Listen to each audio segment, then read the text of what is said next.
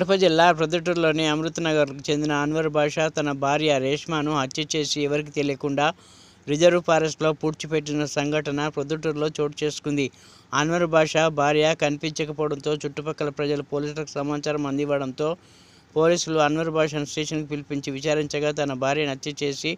పూడ్చిపెట్టానని నిజం ఒప్పేసుకొని పూడ్చిపెట్టిన స్థలాన్ని పోలీసులకు చూపించాడు. ఓ పని చేసి పొద్దున్న రండి 10 గంటలకు మొన్న మాడతా పైన ఉందా ఒక మొన్న కప్పిన పైన ఉందా